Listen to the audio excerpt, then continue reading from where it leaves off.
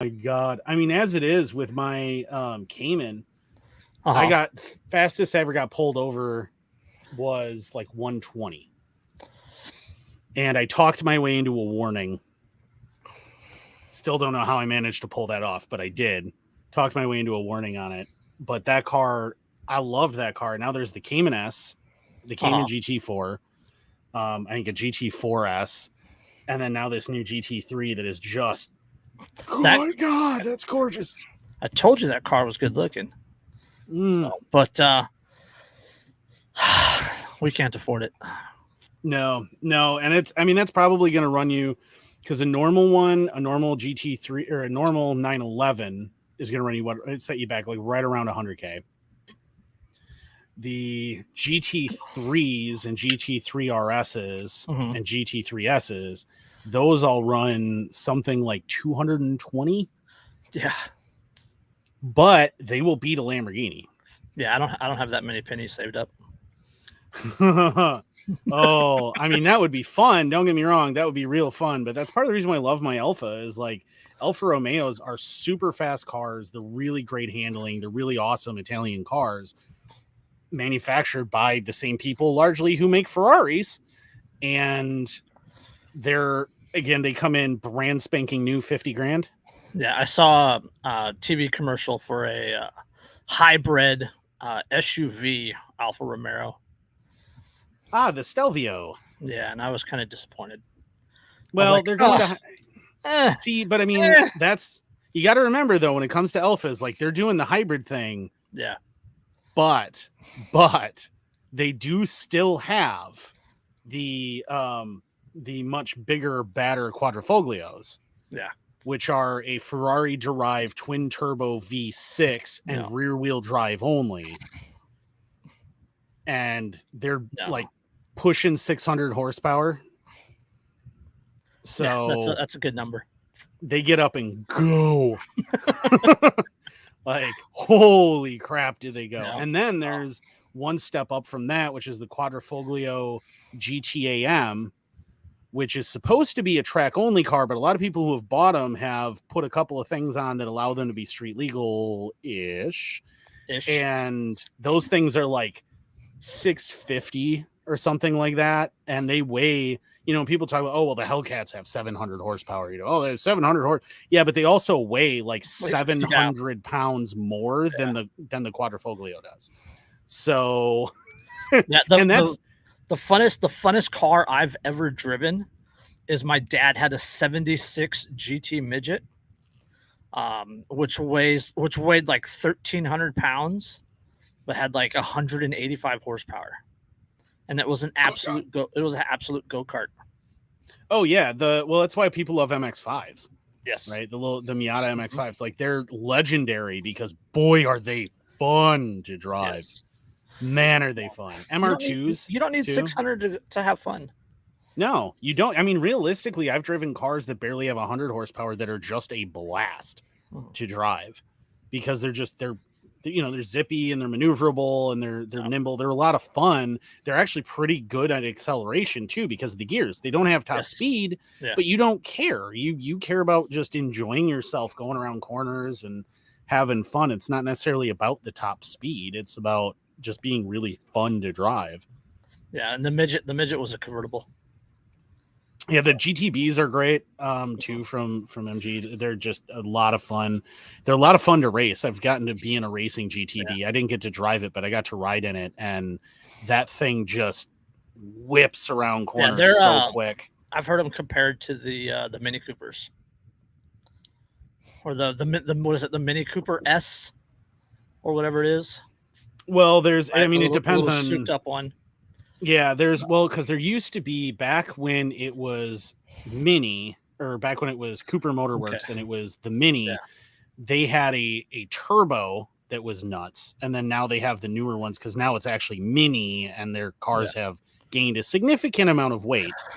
Yeah. So now we've wasted 5 minutes talking about things that nobody but us cares about.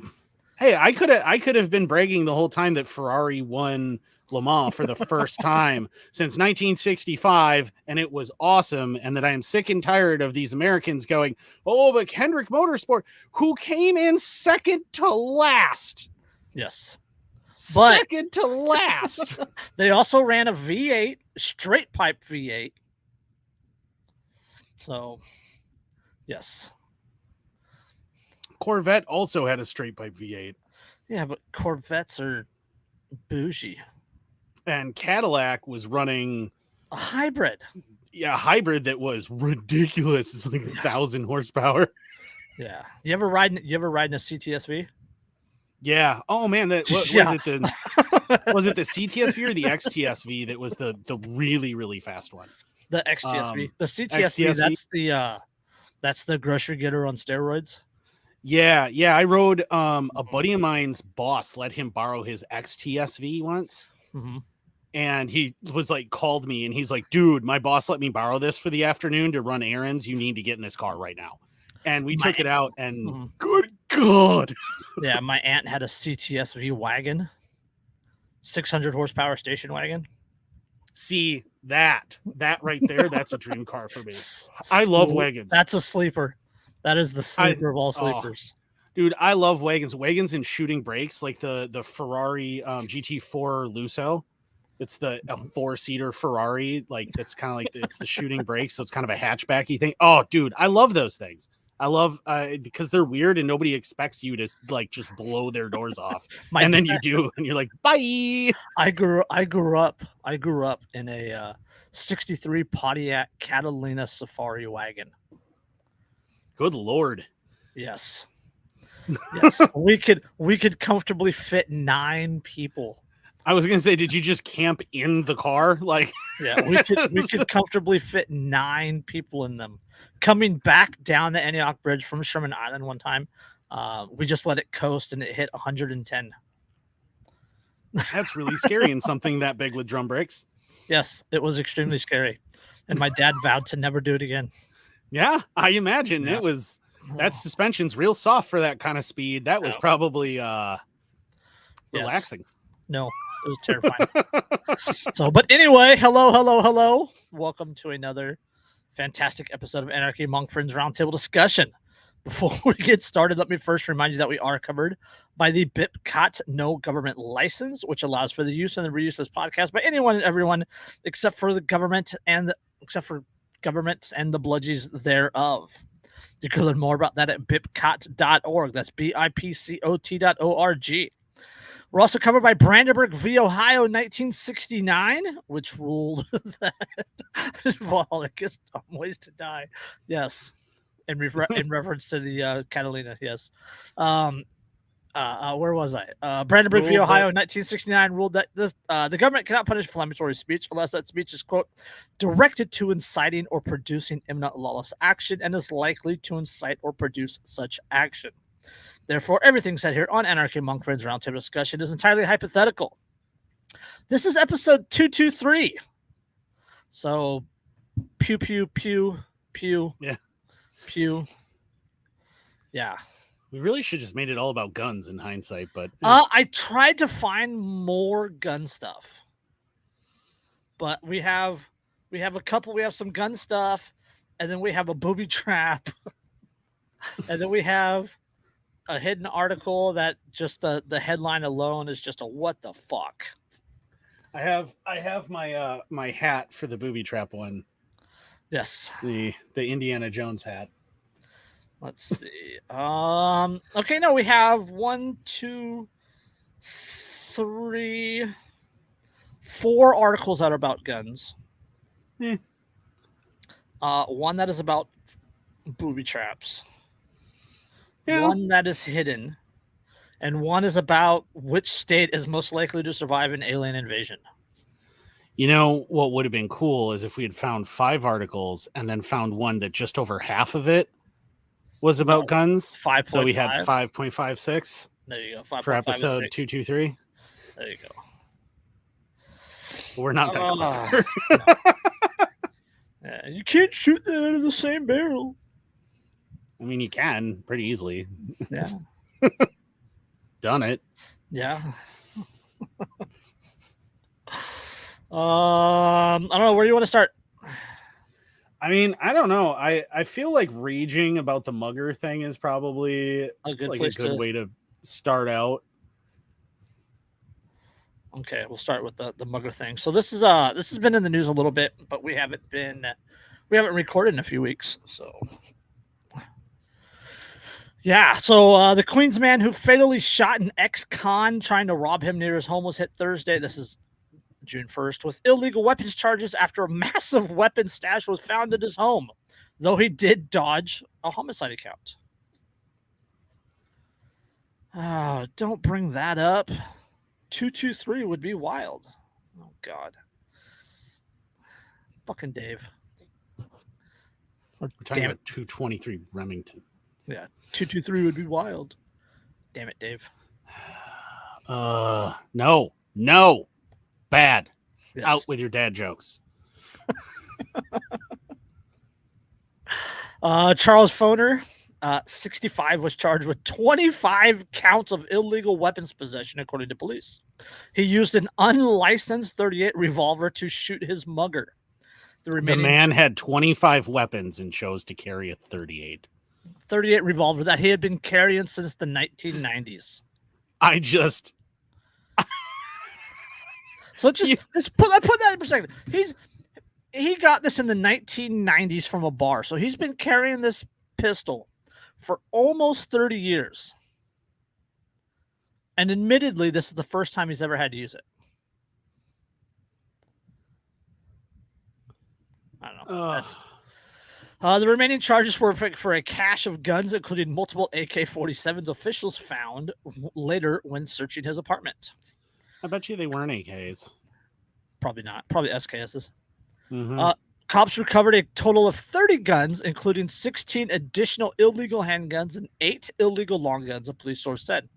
Officers also found 152 high-capacity magazines, body armor vests, and multiple rounds of ammo.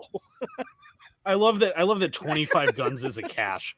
Like a huge cache. Like, do you know how many people where 25 guns is just like what we take to the range on a Saturday? And we definitely take more than multiple rounds of ammo.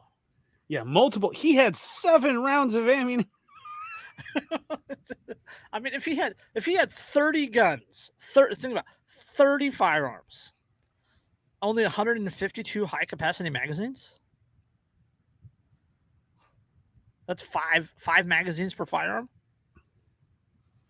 That's not much, but also consider that probably quite a few of those, just based on the fact that he's carrying a .38 revolver, or probably quite a few of those have like tubular magazines or revolvers, probably like shotguns with tubular mags. He's definitely a gun guy. A police source. Definitely a gun guy. Police source. No shit. Duh. So we're the founding fathers of the United States, you infringing pile of shit. Yeah, when they wrote the Second Amendment. Had no criminal record, but noted he admitted firing his gun and owning the stash of guns found at the home. Okay. Why did they look in his home? See, like that's like he defended himself with a revolver. Why search his home? In what way can you possibly justify searching a man's home because of a thing that happened way away from his home? It was because it was an illegal firearm. That's the whole thing. That's the whole thing. And illegal in this just means that it wasn't registered with the state, with the government.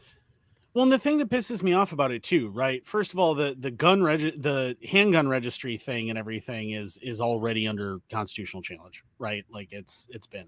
The FPC just filed a challenge against the handgun roster here in California too. Yeah, so like that's already in debate, right? But regardless, I just like this is how these people work. Just because you had one gun that you used illegally, immediately, that's justification to search your home. Yes. Where's the logic in that? There's no logical connection between I have a gun on me and I must have more guns at home. Like that doesn't even connect. at all logically. There's no actual connection there, and that's purely just because it's it's New York, and they're going to go after anybody who dares to have a firearm who's not part of the state. Yeah, so the defendant faces up to 25 years in prison for the charges. So Fuher was heading back to his apartment in Kew Gardens after running to the local store to buy cigarettes when Cody Gonzalez confronted him around 2 a.m.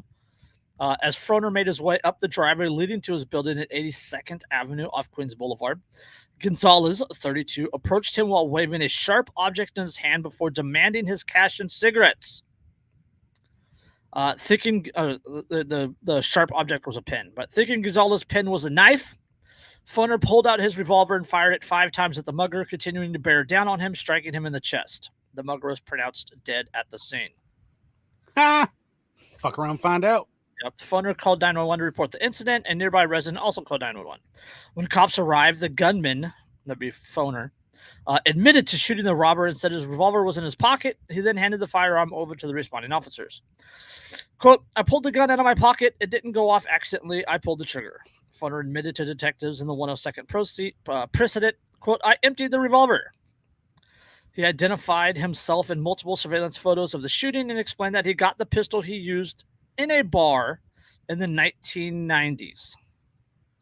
I mean, first of all, god damn, can we go back to that where I could obtain a fucking gun in a bar? That's amazing. Yes. Second of all,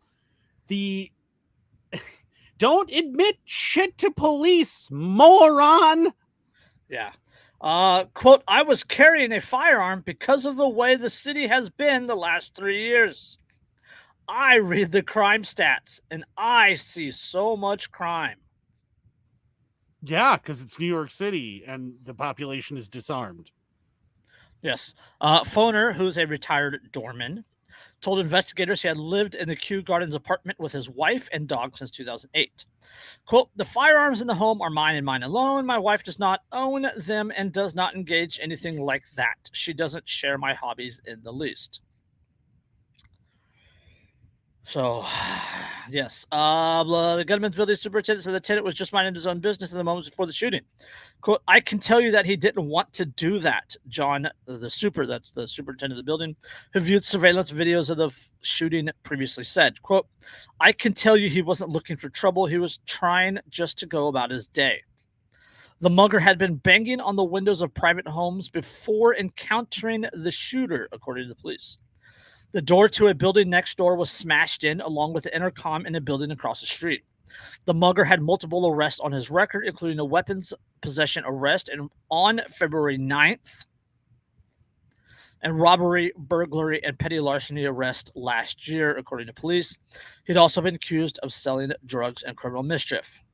So the mugger had a weapons charge from February. February 9th. He's on the street by June.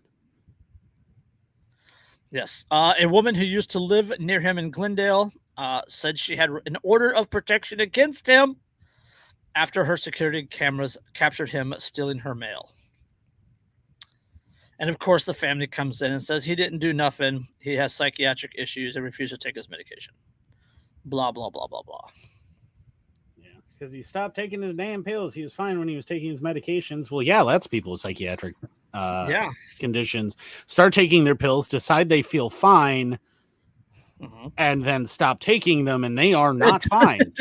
And I understand, but that doesn't excuse his behavior, and it doesn't make Mr. Fornsner a murderer. Nope, and again, Fornsner's not being charged with the shooting at all. Yeah, he's not being charged with murder or manslaughter or anything like that. His arrest is because he didn't have a registered firearm. Yeah, because he didn't pay the state blood money and tell the state that he had the gun. Yes, and then he did have what I read previously is he had a permit for a rifle, but not for a pistol. He had a permit for a rifle, right? So being arrested for the pistol, who he did not have a permit for, was just cause for the search warrant in which they found all the other stuff. Fucking ridiculous. Yes. Like the United Soviet Socialist People's Republic of New York. Yes. I mean, but like, that's the thing though, is like, okay, so here's where it's about putting your money where your mouth is, right? How many of us are like, well, the Second Amendment is my carry permit, and I would rather be judged by 12 than carried by 6. Well, yes, that's what's happening to him. Yes, and you know he's not going to get a friendly jury in New York City. No, not New York. Right? Absolutely not. No matter how good your attorney. Adams in office, he's not going to get a sweetheart deal. Nope. Oh, but yeah, he's kind of fucked. Yeah, I mean, but that's the thing, is like, the state, this is another example where the state would literally have rather he be disarmed and a victim. Yes. Because, okay, so he had a pen, but the pen could have been a tactical pen. Yeah, those can inflict some serious damage, and even just a regular pen can. It's 2:00 in the morning. You can't see the pen. Yeah, you don't even know. Him waving around an object. Yeah, that looks probably metal and sharp, and so you just assume it's a knife, as you should. And he defended himself as needed, and even the state clearly agrees that he was defending himself as needed, and it was a justified shooting. Their only complaint is that he did not ask their permission to be able to defend himself. Yep. He did not have the government's permission.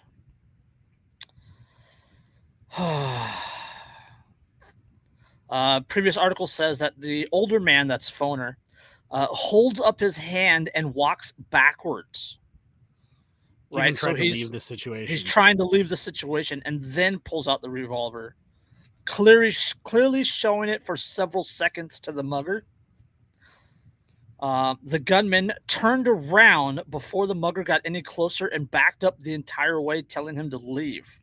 The video shows the mugger continuing to approach before he is shot. Yep. Yes.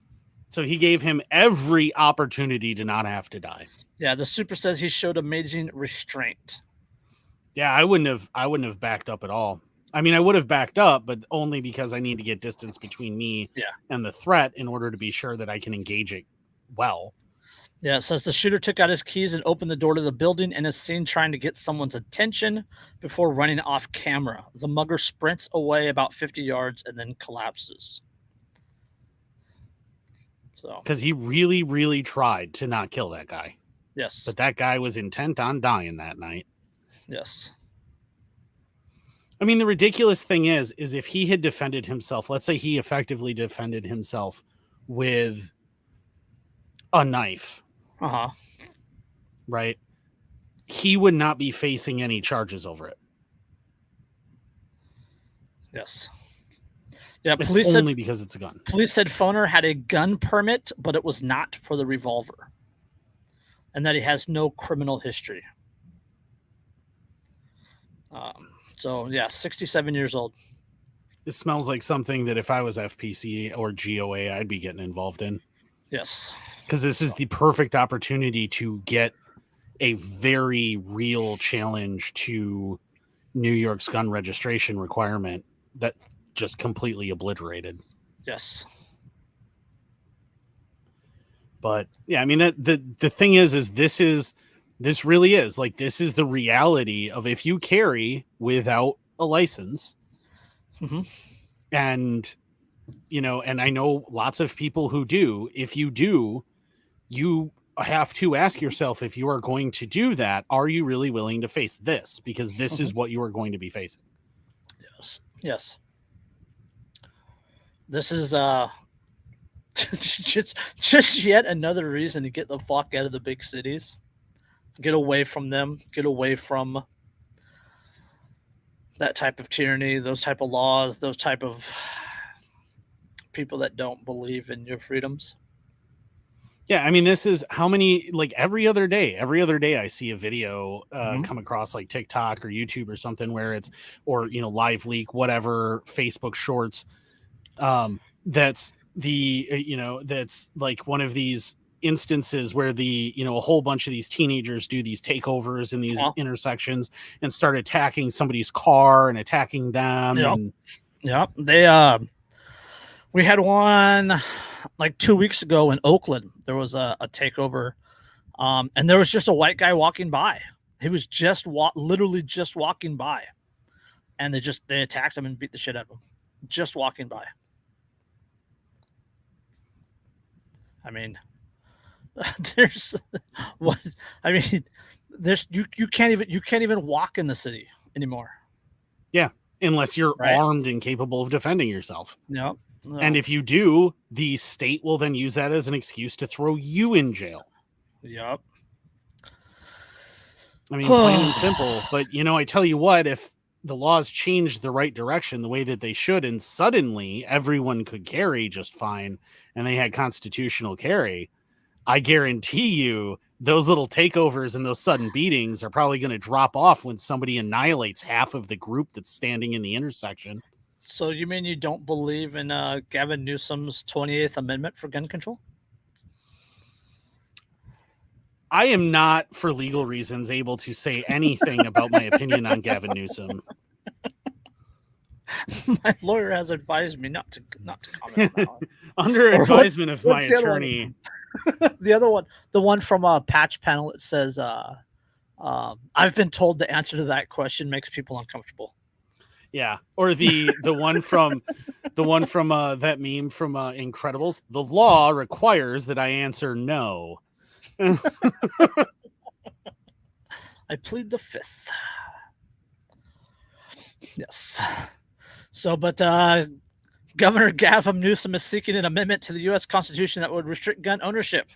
A daunting and likely quixotic response to the deadliest wave of mass shootings in U.S. history that would nonetheless position California as the most aggressive state in the union on gun control.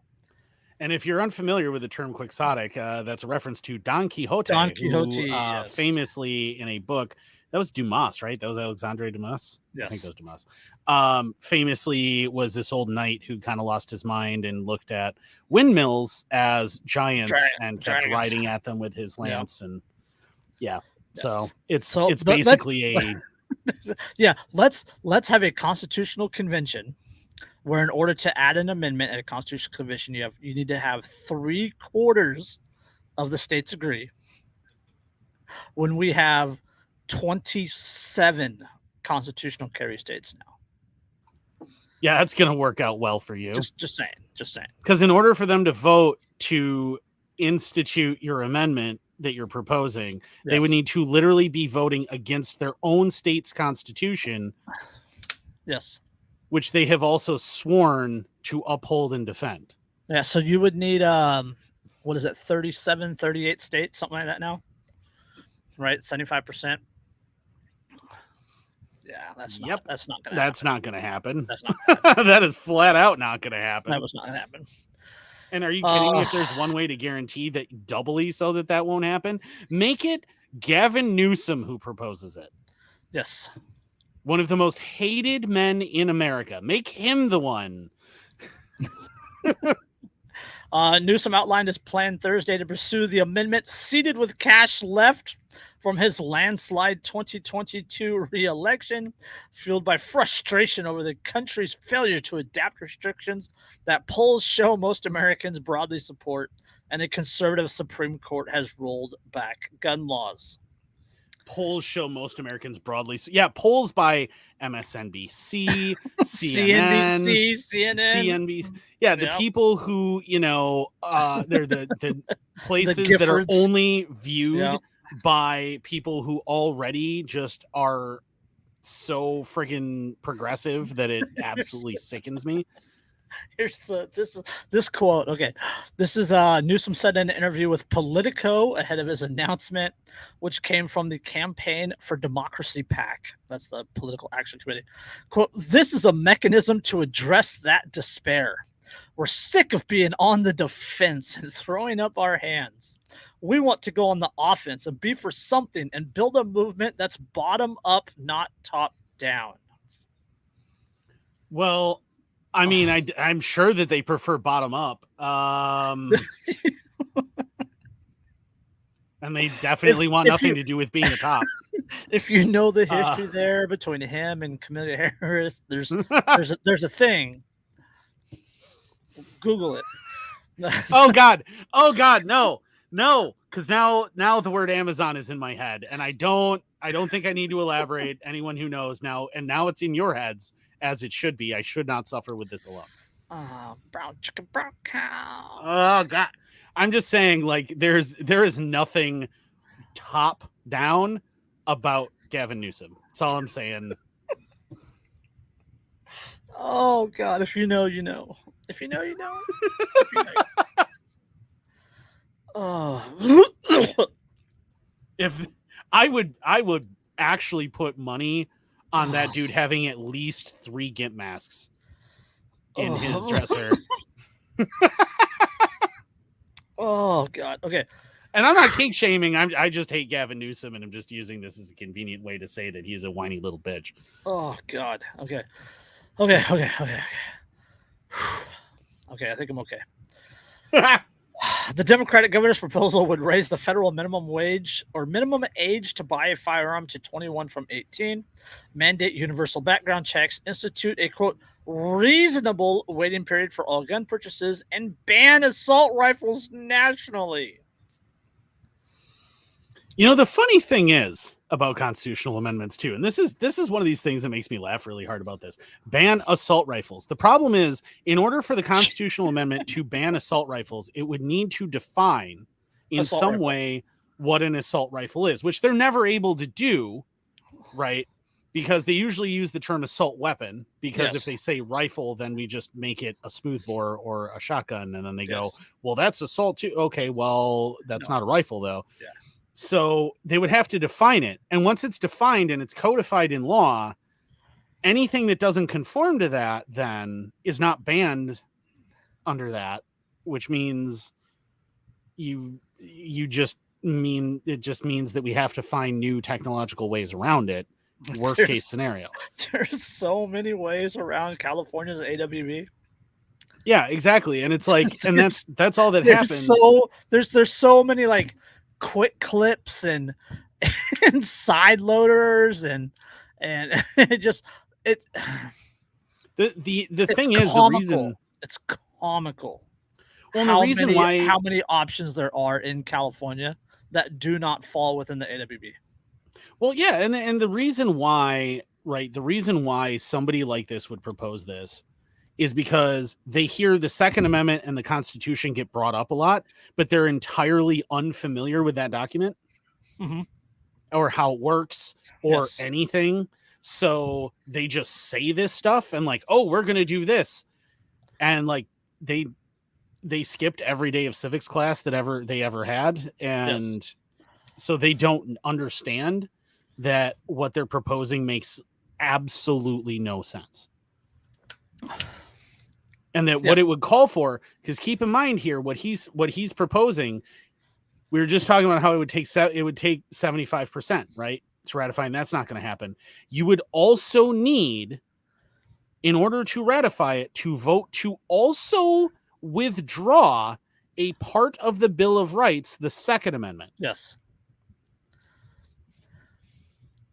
So you would need what? So it's 25 and 12 is 37. So you would need like 38 states to vote, yes, let's withdraw the Second Amendment.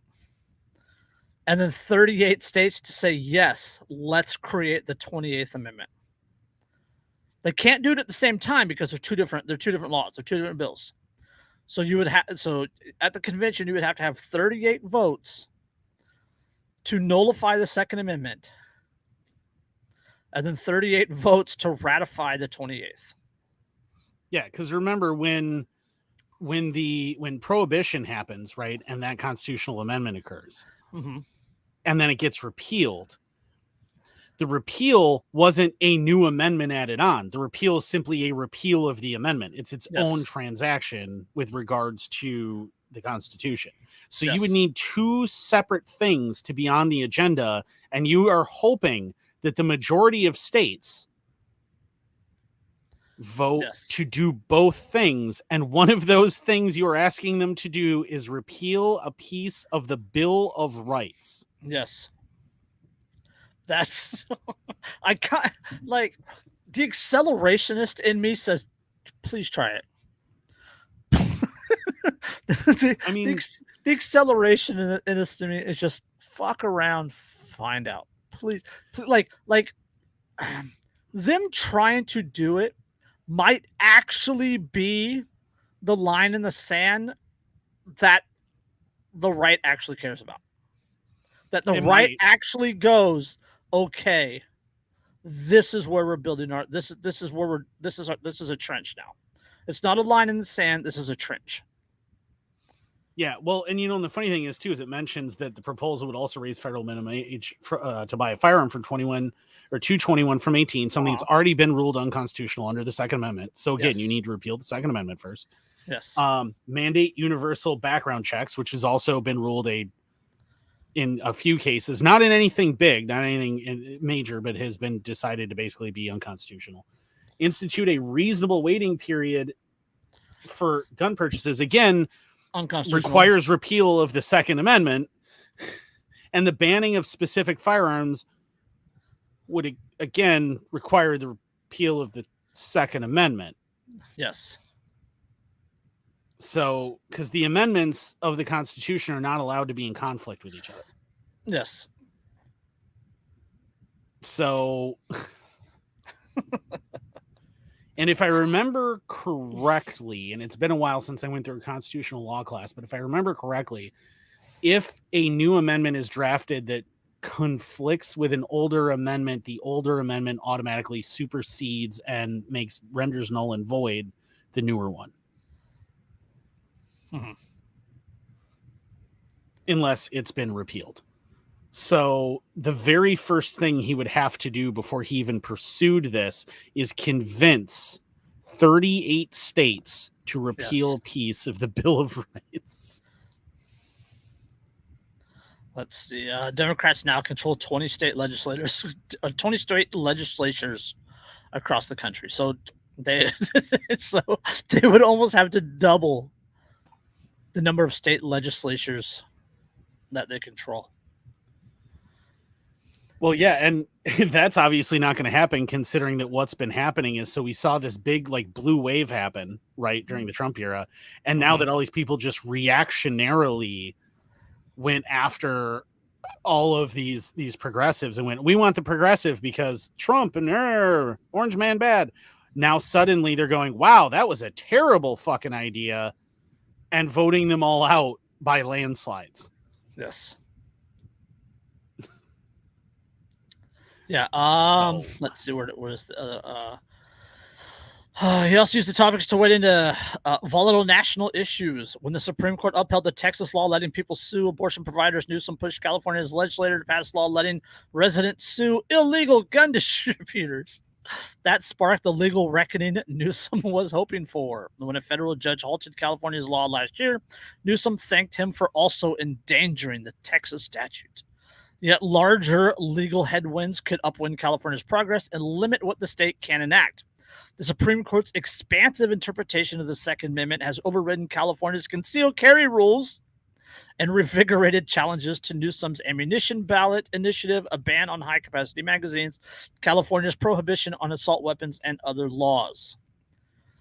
Newsom said even if Congress voted to enact some of these restrictions he's pushing, which itself is inconceivable based on recent history, the courts are acting as another seemingly impenetrable barrier for new reforms. Quote, they're literally throwing out all of the progress we have made in these blue states, he says. Which is funny because they're throwing it out on the basis that it's unconstitutional. Yes. You know what this reminds me of? This reminds me of when Barack Obama complained, well, unfortunately, our limited by the Constitution. Yeah. Our founding fathers put in a barrier that makes it very difficult for me to do what I want to do. Yes. And it's like, do you mean the Constitution there, Barry? That's what you're referencing? You're complaining that the Constitution is in the way of what you want to do. So what you're saying is that what you want to do is infringe on people's rights because it's the Bill of Rights that's in your way? Yes. Yes. But speaking of the Bill of Rights and gun control, the U.S. cannot ban people convicted of non-violent crimes from owning guns, an appeals court has ruled. Woohoo! So the U.S. government cannot ban people convicted of nonviolent crimes from possessing guns. The 11-4 ruling from the Philadelphia-based Third U.S. Circuit Court of Appeals in the latest defeat for gun control laws in the wake of the U.S. Supreme Court ruling last year expanding gun rights nationwide. That would be the Bruen decision. The decision stems from a 2020 lawsuit by a Pennsylvania man, Bruen Range, who was barred under federal law from possessing a gun after pleading guilty to welfare fraud. He claimed the prohibition violated his right to bear arms under the Second Amendment of the U.S. Constitution. Quote, "We are very pleased with the Third Circuit has vindicated the rights of our client by faithfully applying the Supreme Court's decision." That's from Range's lawyer. Yeah, because that's exactly what they did. Because remember, Bruen sets a precedent for legal test, not opinion or intention test for gun laws. Yes. Range pled guilty in 1995 to committing welfare fraud in Pennsylvania in order to obtain $2,458 of food stamps, a misdemeanor, punishable by up to 5 years imprisonment. He was sentenced to 3 years of probation. Federal criminal law generally bars people convicted of crimes punishable by more than a year in prison of possessing guns. Such crimes are usually felonies, but the law also included some state misdemeanors like Range's. A federal judge ruled against Range in 2021. Last June, however, the U.S. Supreme Court ruled that the Second Amendment protects individuals' right to carry guns in public for self-defense, and that any restriction on that right must be consistent with the nation's historical tradition of gun regulation. It's actually not really what it said. What it said that it has to be consistent with legal precedent in reflection of the Second Amendment. So what it said is basically you don't get to just base things on opinions or what you would like. You have to test it versus what does the Second Amendment say. Yes. So let's see. Circuit Judge Thomas Hardiman wrote for the majority on Tuesday that the government had failed to point to any laws from the United States founding establishing a tradition of disarming non-violent criminals. Quote, "Where, as here, the legislature has made a reasonable and considered judgment to disarm those who show disrespect for the law, it is not the place of unelected judges to substitute that judgment with their own." That's the judges who dissented. That's one of the dissenters. Yeah, which is not no. That's not how it your works. job. Yeah, your job is to decide whether or not what the legislature did is in keeping with the spirit of the Constitution. And when it does not, your job is to say no, not allowed. And that's checks and balances. That's how that's supposed to fucking work. Yes. The issue has been that we've had years of legislating judges who try to create laws ex nihilo from the bench. That's been the problem, where they try to add to the law. And that is not what the court is supposed to be doing. The court is supposed to be taking away from the law when said law is in direct conflict with the Constitution, which is meant to be the supreme law of the land. That is what you were supposed to be doing. Yes. Hello, brother. How's it going, boys? Yeah. Welcome back. It's been a tiring month and a half. Hellerkist has joined us. How's the baby? He is fantastic. Good. He's over 10 pounds. The only issue that he's got is he actually has 3 oral ties. Ouch. He's got a tongue tie, a lip tie in the middle here, and another lip tie on the left side. Ow. Well, the good news is, like, I know when my daughter had to have her frenulectomy, meaning getting her tongue tie cut, it was just like I dropped her off in the morning. It was like a couple hours, came back, picked her up. It stopped bleeding by the afternoon. She was fine, never even seemed to notice it. Yep. See, and his tongue tie was already fixed once. Oh, did it heal back together again? Yes. Because of the lip tie, he wasn't able to latch properly, so his tongue wasn't able to maintain the proper function. Oh, that's frustrating. So you came at a good time. I noticed. Because I was just about to bring up that hidden article, the one that I don't post about. And I'm just... Am I going to get angry? No. Well, yes. You will get angry. But no, well, yes. The headline alone. The headline. We will have to take a minute after I read the headline, just because of the bewilderment and the laughter and the anger and the laughter some more. It's not a Daily Mail headline, is it? Oh no, it is the Connecticut Post. Oh God, it's you mean the state that is notoriously known for suing to hire dumb cops? Yes. Okay. All right. Connecticut couple alleges state is illegally filming their property by attaching camera to wandering bear.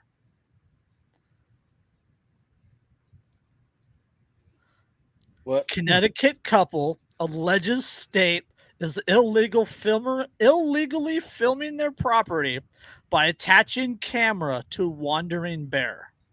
So there's a bear wandering around, and I'm guessing the state Department of Natural Resources or whatever is attached this camera so they can follow the bear around. I mean, they're technically correct. Technically, but I don't know. That's a like I said. Why did you put a camera on a wandering bear? And that's question number one. We'll get to that. So just again, I want to read this headline again, just for shits and giggles. Connecticut couple alleges state is illegally filming their property by attaching camera to wandering bear. This is okay. So this isn't a GPS tracking device, right? Right. Like you would normally use, right? It's not a radio signal device that like wildlife expert. This is a legit video camera attached to a bear by state authorities with the intention of filming this couple's property. With the actual stated intent is to film their property. Yes. Wait, you turned that bear into a narc against his will? You monsters! How do you maintain the fact that the bear is on the property? Smokey is not your snitch, motherfucker. Again, you back off. This is the picture. This is the picture. You see the white thing under the bear's chin? Yeah, that's the camera. That little hole. That is the camera. That is a picture taken by the couple. That is a bear with a camera attached around its neck. That is an old ass bear too. And you see the tag. You see the tag in its ear. That is a tagged bear that the state attached a camera to, knowing that this bear wandered on this couple's property. So what were they hoping to gain? Hang on, they tranquilized a bear. A risky operation, most vets will tell you, and biologists will tell you, at the best of times, right? They tranquilized a bear, risking its life because it's inherently risky. That looks like an old male too. So you tranquilized an innocent bear in order to throw this big, heavy thing on its neck so you could spy on people. Not only that, you put the big, heavy thing on its neck and then caused it in additional pain and suffering by putting the tag in its ear. So we'll get into that. So it's a Connecticut couple alleges the state put a camera on a bear with the intention of illegally filming their property and has filed an injunction to get the photographic evidence destroyed. Mark and Carol Brault says the State Department of Energy and Environmental Protection put a camera on a bear the agency knows frequents the couple's 117-acre forested property in Heartland. The couple's lawsuit filed in the U.S. District Court of Hartford alleges a violation of their Fourth Amendment rights against unreasonable search and seizure of their property. DEEP, that's the Department of Energy and Environmental Protection, so DEEP, is responsible for monitoring bear activity in the state and has increasingly been called in to remove problem animals.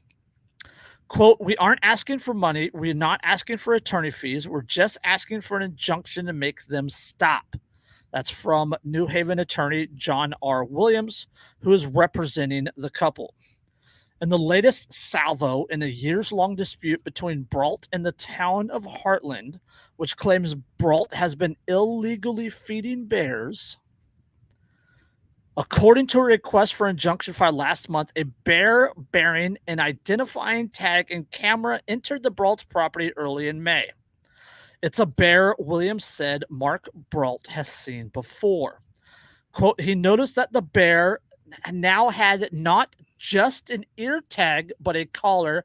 And so he got on his camera and zoomed in on the bear. And not only did he have a collar, but the collar had a camera on it. That's a bear that the DEP knows is a frequenter of the property. So what does this say to me? That says to me that they're engaging in a warrantless search of my property. Yep. They went, absolutely. Oh no, they thought, oh well, we'll just attach this camera, and it was just to follow the bear, and look what it caught accidentally. Oh, yes. Oopsies! Look, it was incidental. Yes. We didn't need a warrant. Yep, that's exactly what it's for. Quote, it's like sitting in a robot, I guess, with a camera on it. You can't do that without a warrant, Williams said. Williams is again the lawyer. When asked if he believed DEP had intentionally affixed the camera to the specific bear, knowing it would enter the Brault's property, the lawyer says yes.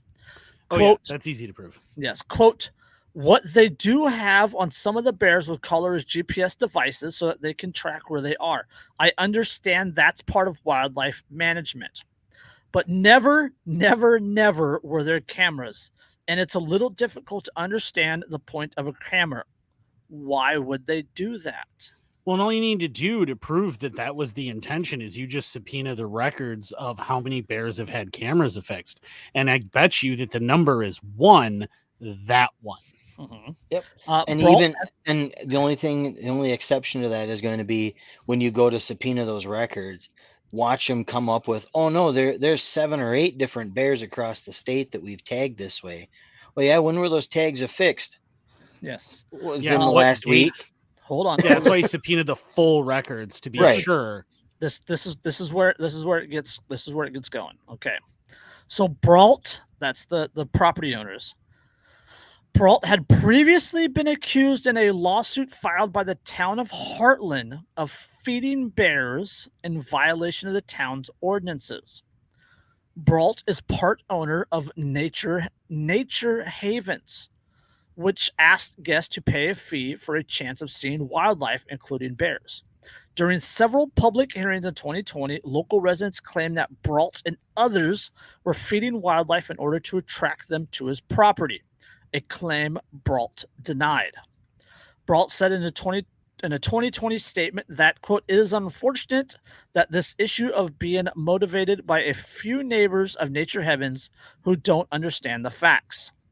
Heartland later claimed in court that Brault and other associates with Nature's Havens had illegally fed bear cubs, though Brault also denied this allegation. A cease and desist order was filed, which the town said Brault was caught on tape violating. I'm sorry, feeding bear cubs? You're suggesting that this man went up to bear cubs, yes, and gave them food. Yes, that's what you're suggesting. And lived to tell about it. Yes. Yeah. Have you ever seen what happens when you get close to bear cubs in the wild? Yes. And honestly, we're talking black bears. That's the thing. We're talking black bears. You know what it takes to attract black bears? berry bushes.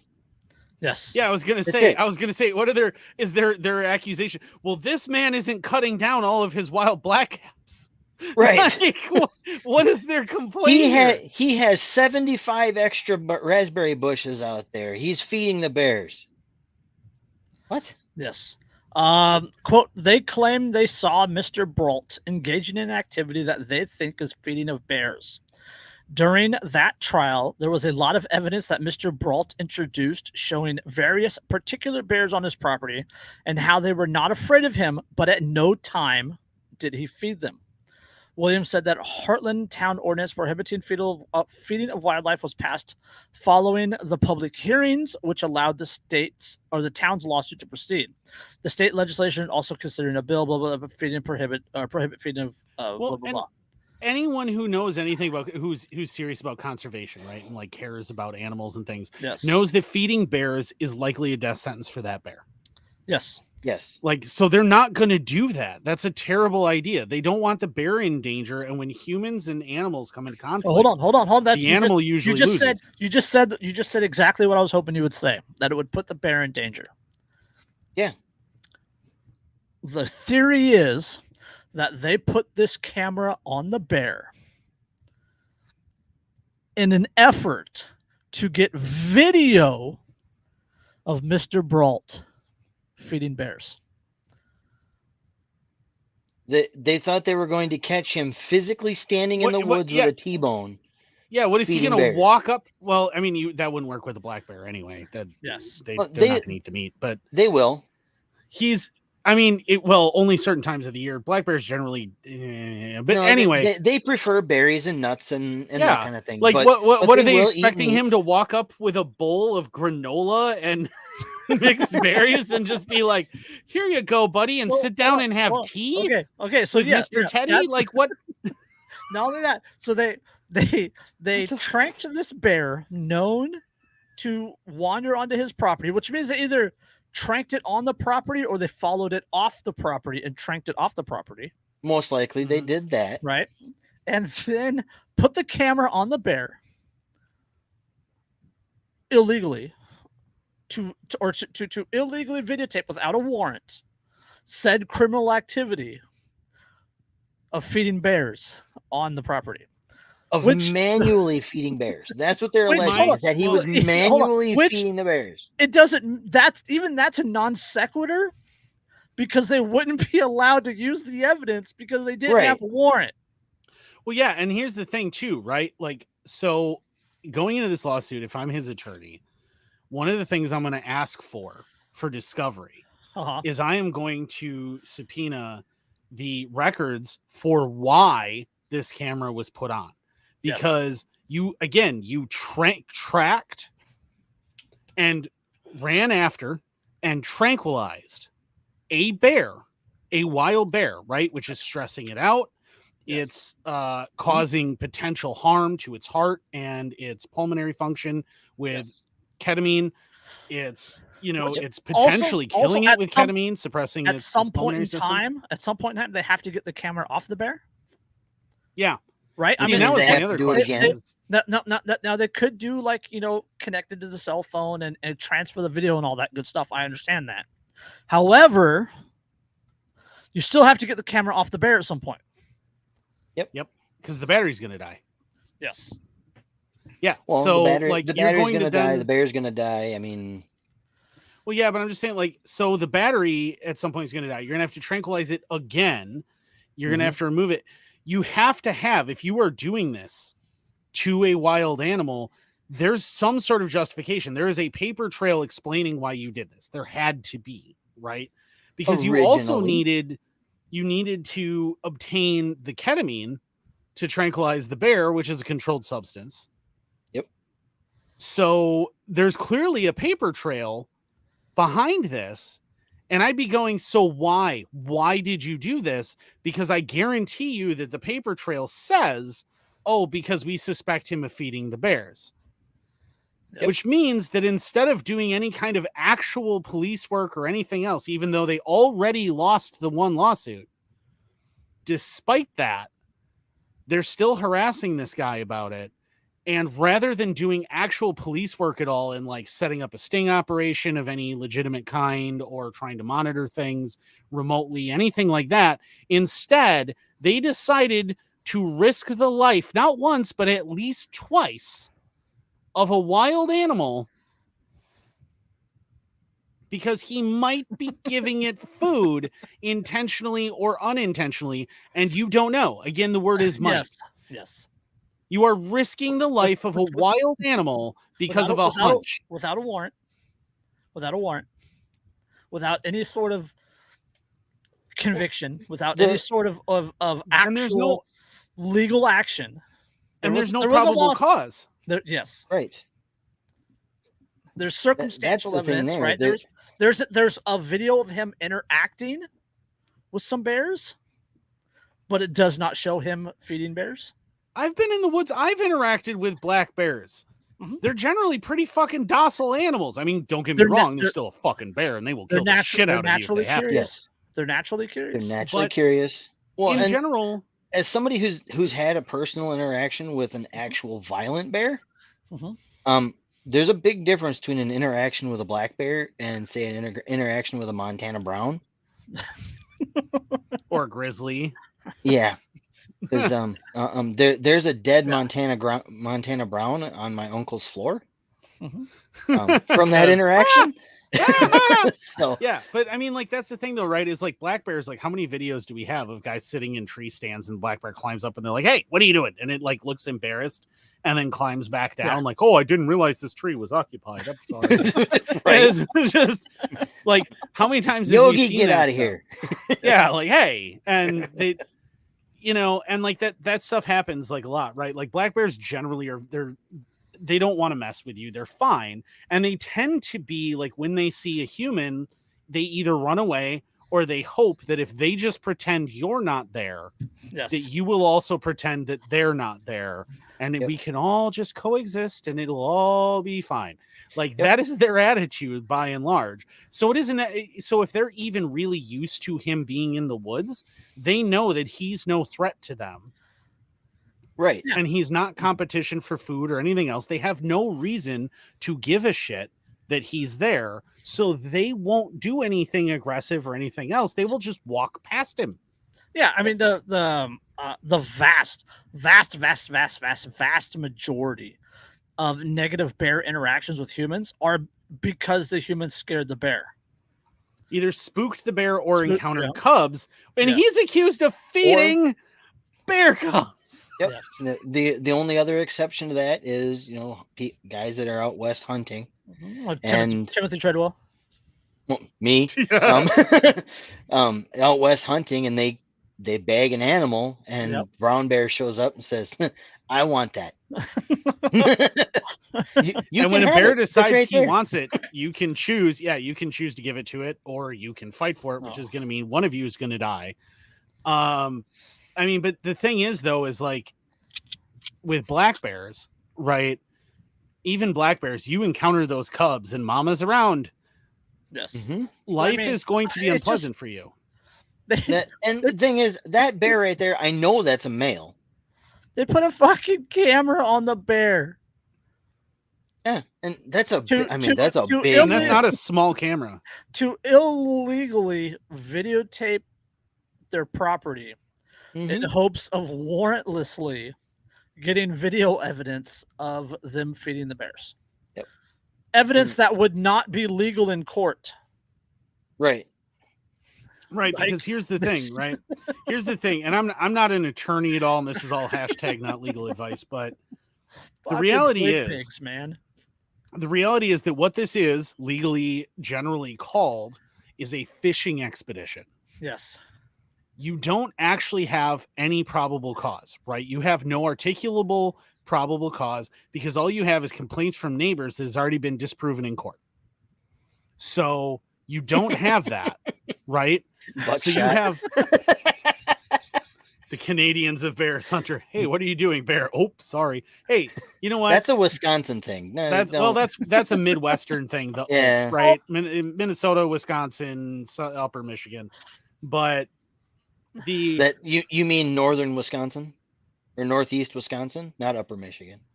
Yeah, well, it should be Northeast Wisconsin, you bunch of pirating bastards. But anyway, so that's ours. But anyway, Fight you for it.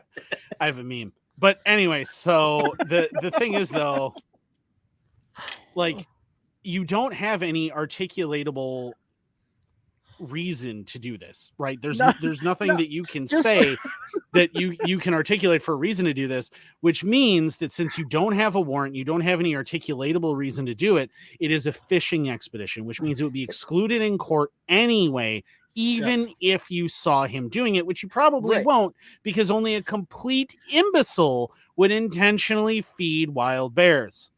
Right. Yes. But I mean, as a fishing expedition, if they did catch him doing it, then at that point, I could see them taking that and using it as an impetus to get a warrant to then do it again. Wouldn't be able to. They couldn't. Poison tree. It's poison tree. It's thrown out.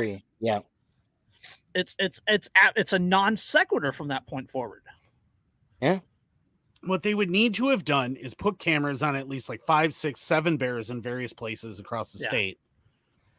And this one just happened to be selected. I have never.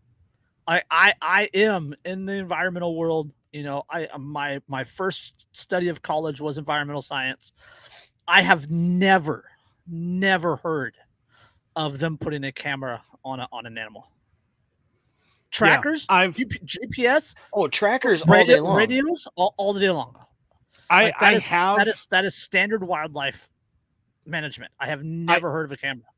I have heard of a camera a few times. I have heard of cameras used, and one of them, the on an animal, an animal, or like on a tree in the forest. On an animal, because what they were doing is when they first released the elk up in the Black River National Forest, they put cameras on 5 or 6 of them up there. That way they could kind of fan them out and see where they were going in the area. More, and get more details of what they're actually foraging for, as opposed to see what environment they're going to rather than just the general area. Yeah. And that's that. But and I've seen them do it generally on elusive animals, right? Where we know very, very little about the habits of these animals. Yeah. And how they live, how they breed. Seal. I've seen them on seals. Seals, dolphins. That would be a good example. Sharks, occasionally they put them on sharks, which is always really cool video to watch. But those are animals where there's no other way to know, because we have so little interaction with them. They're so little studied. There's no other way to know what they do. Right. So what this is, though, is this is an animal that we know an enormous amount about. We know about its social habits. We know about its daily habits. We know about breeding habits. We know territory. We know food prep. We know basically. There's no way that they could frame this as a fact-finding mission for the bears, because we know so much about them. That's what you're getting at. Yeah, I had no idea this would be the longest discussion we would have tonight. Well, but the thing is, though, is we're also talking about endangering animals, and even though I'm an avid hunter, I don't like to see animals unnecessarily endangered. If you're going to argue, Rocky Mountain Elk Foundation and Ducks Unlimited, they're some of the biggest conservationists on the United States. Oh yeah, you'll never find bigger conservationists than avid hunters ever. Ever. Anywhere in the world. I agree, Scott. It is absolutely unbearable. Unbearable. Oh God. But here's the thing, though, right? Is there is nothing that they could. Who knew we were going to get wild tonight? Yeah. There is nothing. You know what the problem is? The real problem is that they were putting cameras on bears in Connecticut instead of the bears being in Canada stopping forest fires. Really? Right, exactly. Have you seen the photo with the soy jack and the Smokey yelling at him with the New York smoke behind it? Yep. Yeah, that's. Have you seen the latest from our friend Cantankerous? Yes, the details are grisly. Oh God, no! Stop. Okay. Shells brings up cocaine bear. Okay. Hold on. Hang on. No. Are we going to talk about the raccoon? Please tell me we talk about the raccoon. No, hang on. Before you talk about that, though, what I was going to say, though, is there's nothing that they can articulate here that they could say that they would gain knowledge-wise, like if they're worried about human-animal conflict from the camera, that they would not simply get from a what's called a high-resolution GPS. So GPS that is constantly pinging. There's nothing that they would gain from the camera that they won't learn just from looking at the position at the GPS. Yes, I agree.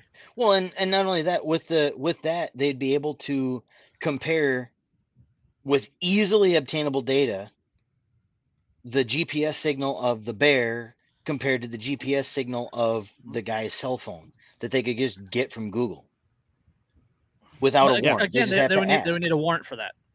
They wouldn't even need but see, the thing is, they don't even just file a request with Google, and Google can. Well, they don't even need that. All you need is a plat book and your GPS data from the bear's collar, right? And you look and you go, how many times is this thing going over here? What places is it going? Everything else. If it's going to a single spot on that property very, very regularly, you can look at the satellite photos and go, is there something there, or is that just not only that, but they could use hot mapping to hot mapping, topographical mapping. It's called hot mapping. Different trees, different plants, they give off different ranges of temperature, and you can tell what the bears are eating or not through that. Yeah, right. And if they're constantly going to this one area and it's not a berry bush, it's not a salmon stream, something like that, then they would know. Yeah, there's a million ways they could have done this if they actually cared about the bear, but it's not about the bear. It's just about, we lost the lawsuit because we couldn't prove shit. Yeah. And now we're mad, so we're going to try and figure something else out. Yeah, twig pigs. But see how much we can pin on you this way. Yeah, but back to Shaw's comment. Did they put the bear on this, or did they put the camera on this bear before giving it cocaine? So Cocaine Bear, there's a new movie that come out. It's kind of low budget. A parody of Cocaine Bear called Crack Coon, and it's exactly what you would think. Look at Coon from the hood. Yeah, Crack Coon. So good luck with getting that. Y'all are giving the twig pigs too many ideas. Yes. Let's be honest. The twig pigs ain't listening to us. But the FBI is. So, hello, FBI agent. The twig pigs hung up at the fourth time after we called them twig pigs. Right? Oh, side note. Sorry, we're talking about pigs. Family and I went to the Sparta Butterfest parade and stuff today, and we were there after the parade a little bit. I'm sorry. Hold on. Wait, hold on. You the Sparta Butter Parade? This is Wisconsin. Butter. Butterfest. Yes. Oh, okay. This is Wisconsin, America's Dairyland. Butter, dairy. Okay. And it's in June. June is dairy month. Okay. We have Cheese Fest. We have Butterfest. Cheese Fest, I can understand, celebrating dairy cows. We have Morel Mushroom Fest. Because Muscadet, Wisconsin is the morel mushroom capital of the world. And don't forget, we have Gator Fest. We have Leon Gator Fest. Yes, we have Leon Gator Fest. We have Garlic Fest. And asparagus. We have an asparagus festival. Really? And that just explains everything you ever needed to know about California. That's pretty. Do you have a Kale Fest too? You do, don't you, California? Don't you? No, right now it's Human Feces Fest and Homeless Fest. Fucking San Francisco. Oh, hey, it's San Francisco's used heroin needle fest. Did you see? We're gonna go on the rotating methadone cup New York ride. Put out a vending machine. Oh, the Houston Hoedown, man, that is fantastic. I love the Houston Hoedown. That is so much fun. You see, New York put out a vending machine that gave out free needles, free crack pipes, and free condoms. Yeah, I did see that. And it was empty in less than 8 hours. That seems about right. Yeah, I mean, so we went to the Butterfest parade today, and we stayed a little bit after while the pigs came up and followed the parade to pull the signs and stuff for, no parking, temporary police order. And the dumbass cop in the blacked out black on black squad car pulled up right in front of us to pull the sign out. And as he's getting out to pull the sign, I go, tell me it's not about public safety without telling me it's not about public safety. And he just looked at me like, did you just say that? Yeah. And I'm like, yes, I looked him right in the eye. Yeah, I went there. Fuck you. Lacrosse has a pair of them. I think they have. I think they have 3 now. We have 2 black ones, and I think I saw a dark blue one. I can't be sure, but I think I saw. I just saw not too long ago. Holman has an all white one. The police chief of the city next to me, they still have a Plymouth Prowler that they drive around. Seriously? Seriously. Monroe County's dare car is in Porsche 911. Well, you know, the thing is, though, is like the other thing with those stealth cars that I've noticed is at least one of the black ones, because you know how normally you can tell the difference between the Interceptor, the Ford Interceptor, and the Ford Explorer is that the Interceptor doesn't have a roof rack. Yep. The black one of the black ones in Lacrosse has a roof rack. Yep, and they're starting to do that because people are catching on. All right, we're getting behind. We gotta talk about the booby traps. You said trap. Are we talking about strip clubs again? Jesus. No. He said trap. if he's stripping, I don't want to be there. Andrew would. That's true. No, I would not. Andrew loves a good party boob. I mean, I just love boobs, to be honest. Who doesn't? This could Buckshot, literally be the Party Boob podcast. But I mean, we used to have a weekly strippers article. Yes. Andrew, why are you dressed like Indiana Jones? Oh, you'll find out. It's literally the opening line of the article. Oh, for fuck's sake! It says an Oregon man who rigged his lost home. Oh, that I heard about this. Okay, hold on. Okay.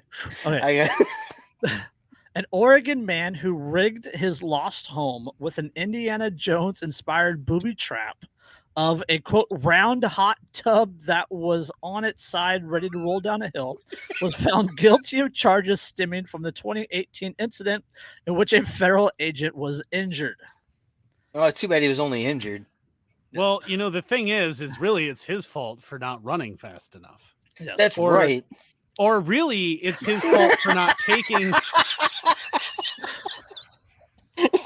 Put that one up. Stripper pole. No, that sounds like a horrible thing. I wouldn't touch that with a 10-foot pole. Yes, you would. You married a stripper. Shut the fuck up. I ain't touching those strippers. Have you seen those things? Have you seen what contacts those? I want nothing to do with that. You see the new meme? It's a bunch of girls standing there and they're going, and it says, waiting for EMS to unwrap the new stripper's testicles from around the pole. No, I haven't seen that one. Yeah, one of my all-time favorites is the one where the guy takes a picture of this bolts coming through the floor. It says, neighbors just installed a stripper pole. What do I do? Attach a battery. Electrocute it, yeah. Attach a battery, yeah. The thing is, though, is like basically, as far as I can tell, what this cop must have done is take the running out of the way of something coming at you lessons from Prometheus.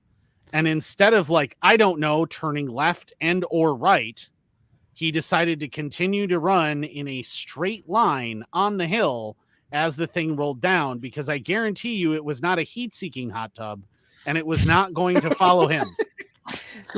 It was probably one of those things where he started running downhill, tripped over a loose rock, fell flat on his face, and then the hot tub rolled over him.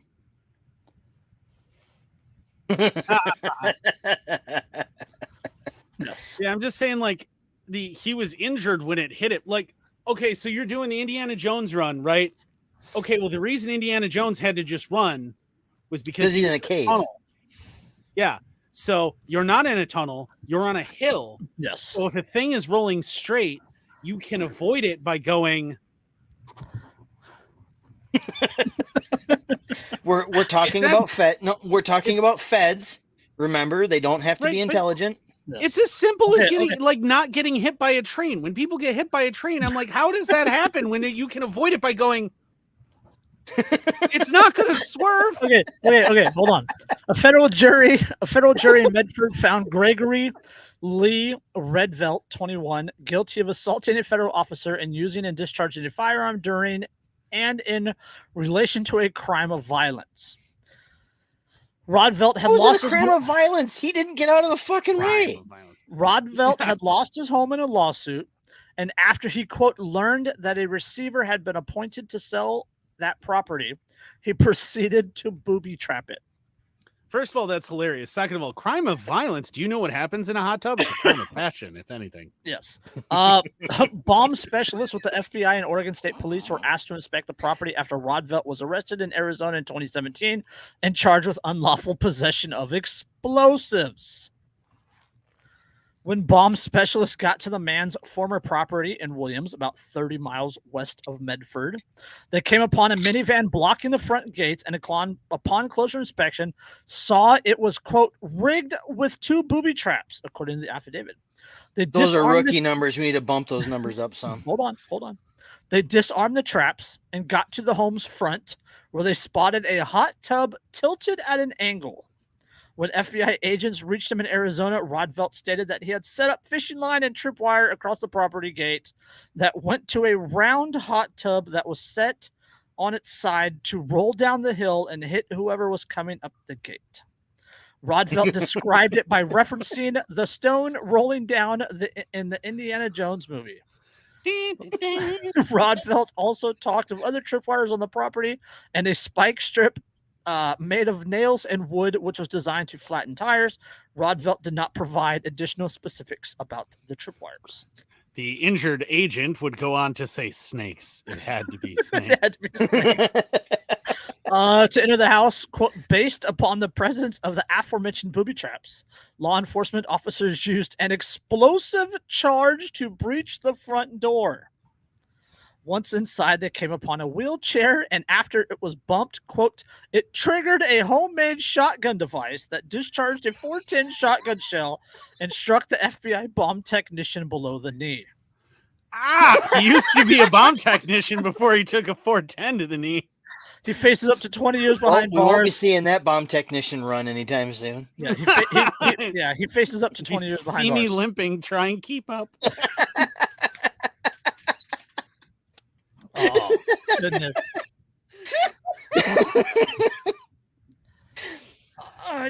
Yeah.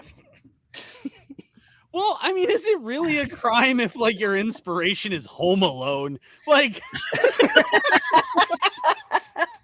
I mean, he lost it to property taxes, you guys. Property taxes. So he lost it to the rent that we're supposed to pay the government to own the property that we. Yeah, you know, he should have just been feeding bears.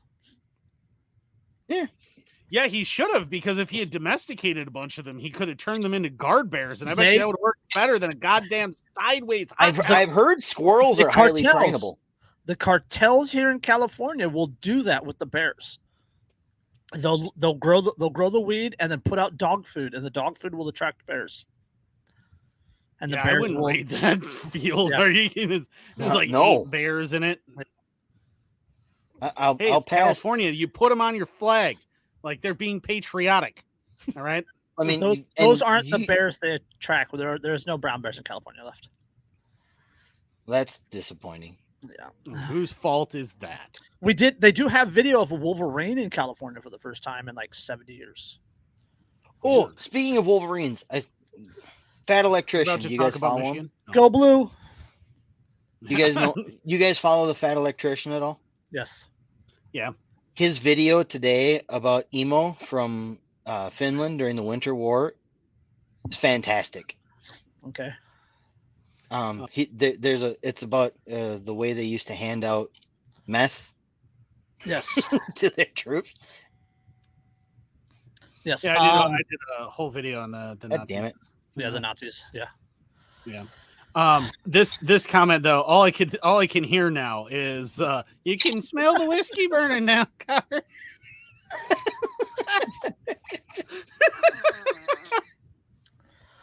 Oh goodness. I learned a thing or two from Charlie, don't you know? Uh-huh. Yeah, I've heard some terrible stories. My buddy's dad was a tunnel rat. Yeah. Oh man, mad respect to those guys. He had bad nightmares.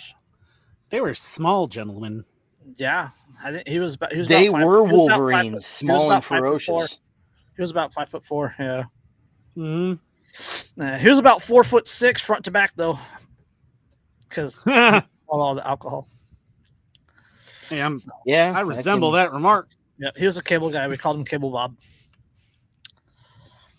The trick is to become truly round, so you can say I'm in shape, because round is a shape. That's right. I say that all the time. See? Okay. Could Hunter Biden be the next poster child for the Second Amendment rights? Oh, this article is fucking hilarious. I am shit ever. I am very confused. I don't know how to feel. This is 2023 in a nutshell. All I can think of, right? You're confused and scared, but you have like a boner at the same time. Yeah, it's when I first read about this, all I could think of was that scene in Ricky Bobby with John C. Reilly going, "I'm a little confused by your tactics. I don't know what to do with my hands." Not yeah.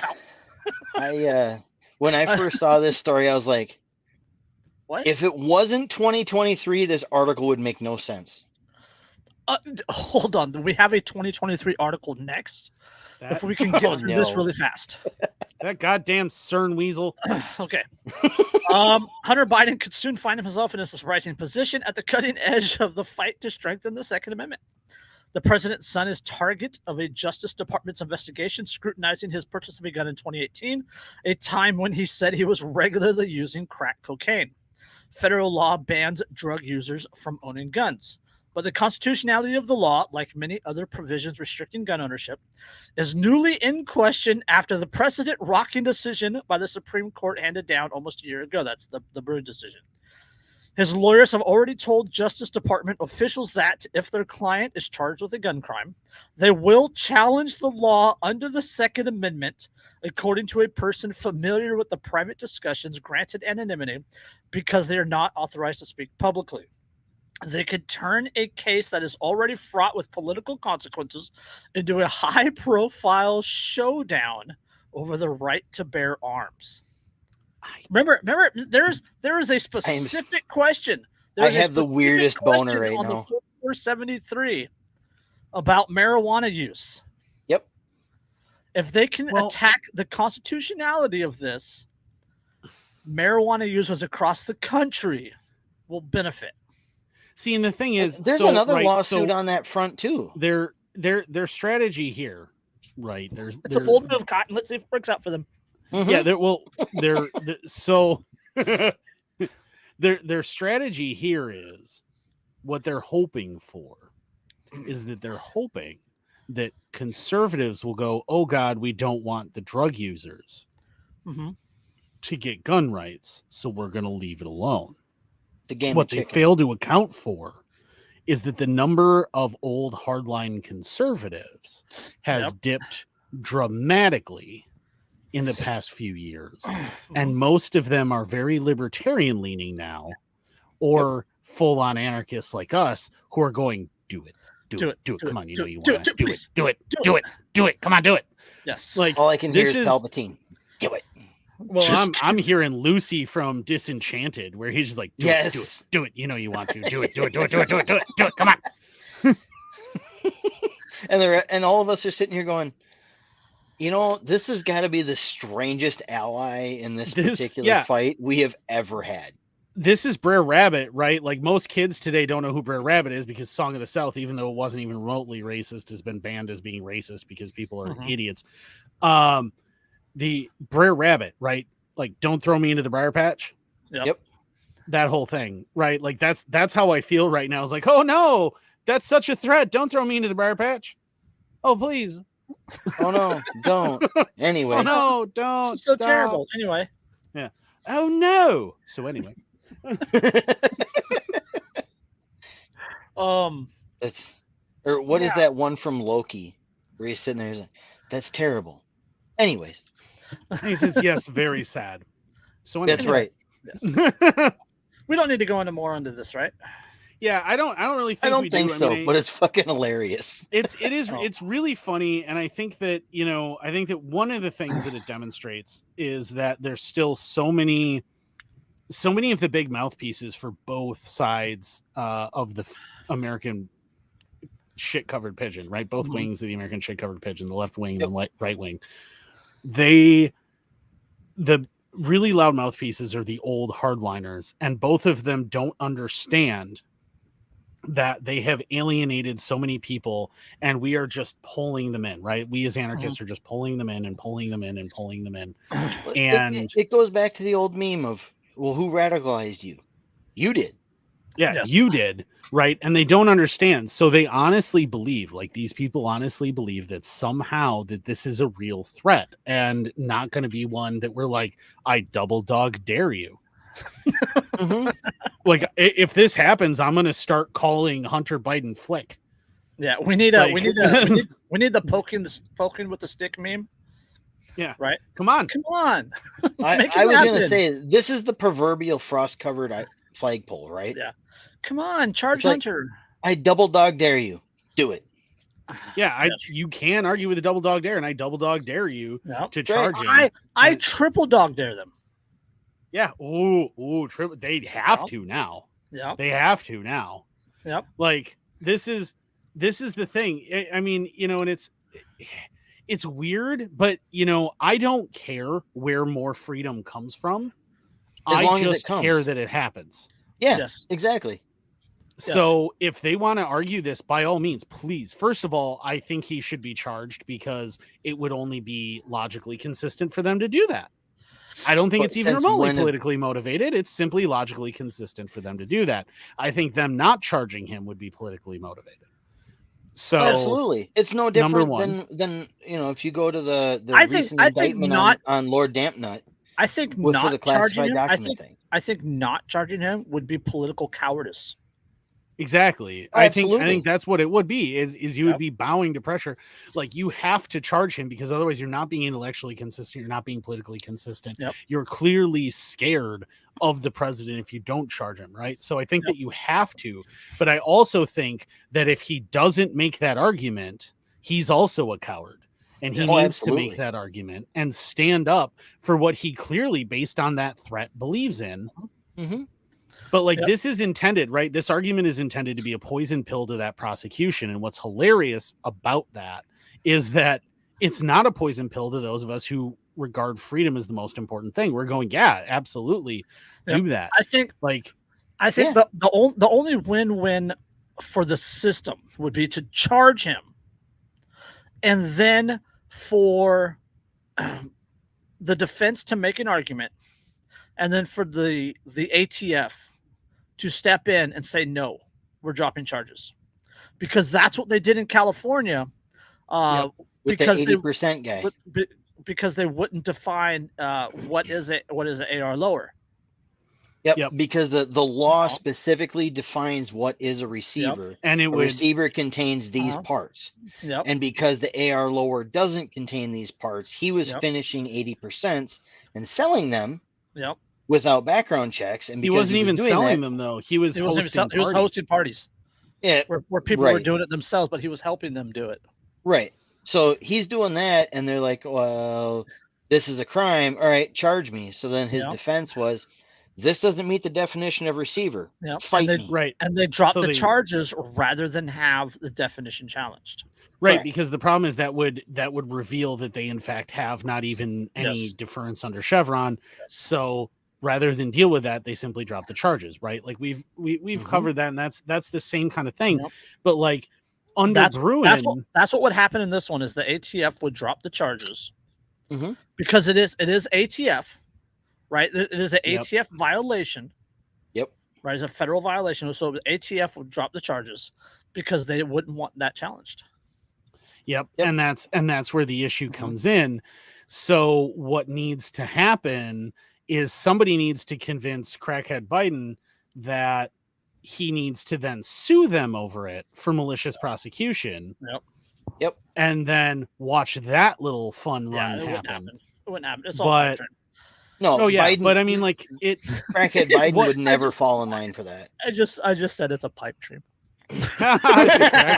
It's a crack pipe dream. Yeah, but I mean, it's that's the thing though, is like, if you actually look at what Bruen says and you really apply it logically to the historical precedent for gun control in the United States, the only, no one was forbidden the right to keep and bear arms, right? So like, and like now that we have this, okay, so non-violent offenders can't be prohibited the use of the right to keep and bear arms, right? And that's a circuit that hasn't gone to Supreme yet. No. Yep. But that creates a really nice kind of layer or bed for non-violent, users of drugs. Cannabis. I don't, but see, that's that. Yeah, and that's where I'm going, is that the reality is that the Constitution never even made an exception for violent offenders, right? No, it didn't. And it shouldn't. This would be a good stepping stone. Right. And I don't think that violent offenders should even be barred the right to keep and bear arms. And historically, if you look at, like, say, the Old West, right? If you look at the Old West, how many known gunslingers wind up turning into sheriffs? Yeah. Right. And they're carrying weapons. A lot of them. Or they get recruited by the Pinkertons or whatever. So, like, even violent offenders are not actually supposed to be barred the use of arms to defend themselves and their families. Just because you made a mistake before, the idea was you don't serve a life sentence. Yep. Right. So once you've served your sentence, you get all of your rights back. That's right. That's what it's supposed to be. Yeah, there's an argument there with the 14th Amendment. Civil rights. The 14th Amendment should ban that. And Andrew, I have to go off on a tangent here when you brought up the Pinkertons. Not that long ago, the Pinkertons were sent out to a guy's house to go after him by Wizards of the Coast because he got magic cards ahead of time. By accident. Did they send him accidentally? By accident. Yes. They sent him. He didn't ask for them. He didn't steal them. They sent him. Yeah, the distributor sent him cards ahead of time. He opened them and posted a YouTube video about it, and then the Pinkertons showed up and confiscated everything. Yep. I love that so many people are like, wait, they're still around. Yes, they are. Yes, absolutely they are still around. All right, let's get on this last one, because this one's going to require a lot of discussion. So there was a study done by njcasino.com. Let's see. Virginia is for lovers, and the U.S. state best prepared to deal with an extraterrestrial invasion, according to a study. New York, which ranked 4th, isn't quite a strange flex. I agree. What? I agree. The otherworldly research comes from njcasino.com, which examines a series of factors, including population density, number of UFO sightings, landscape, that is caves, forests, bodies of waters, and defense, that is per capita military or law enforcement, to come up with a survivability score for each state. Well, we're screwed, Andrew. Well, no, because I mean, really, the states best equipped to deal with an alien invasion are simply the ones with high population density, because they have the most diseases that said aliens would be entirely unprepared to deal with. So, but assuming they're biologically hold on. We got some more to tear apart. Hold on. New York, according to this article, New York would be able to vanquish the space invaders because of its high number of cops per capita. I'm sorry. Are you suggesting that the average, don't forget, barely above minimum wage detective in the NYPD is going to stick around? That's where I was going. That's where I was going. Like 95% of the police in New York are in New York City. Right. Yeah. And like I said, as soon as that happened, every last one would be like fucking deuces and bounce. Yeah. Have you not seen Independence Day? They're going to be wiped out immediately. We know this. What? Yes.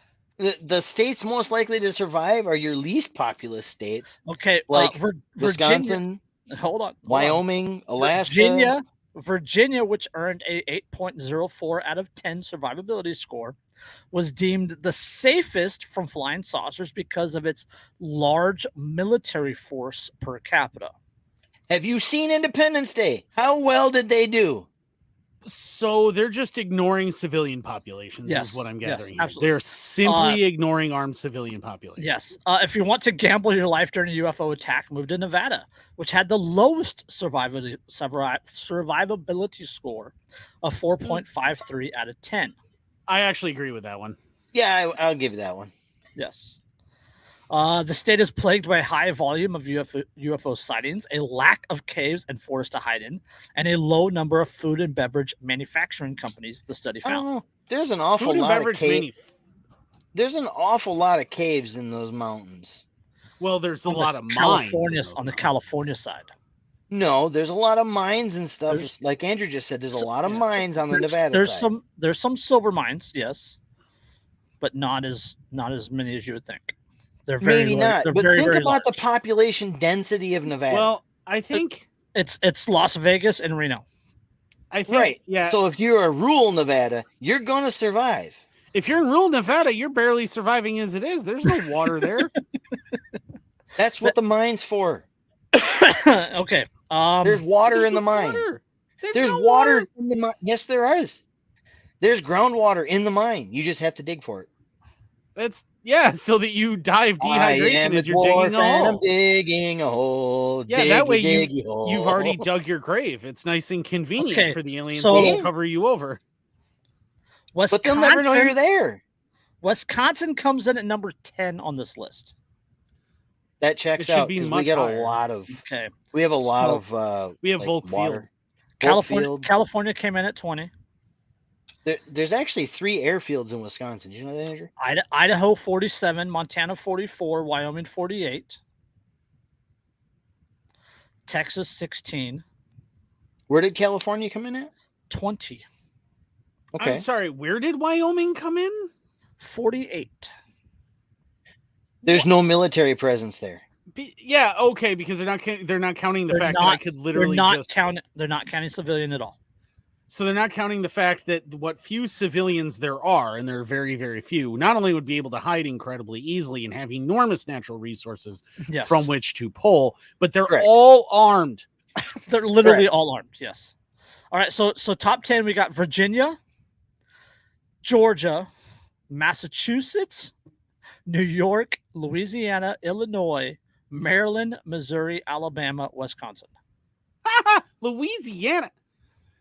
All they'd have to do is create a minor earthquake and most of that state would slip into the freaking Gulf of Mexico. Are you kidding me? Yes. Like, okay. And that's right along the New Madrid Fault. I mean, okay, so I'm going to do Wisconsin. I'm going to do Wisconsin, number 10. Okay. All right, Wisconsin. So they have 3.96 UFO sightings per capita. That is per 10,000 people.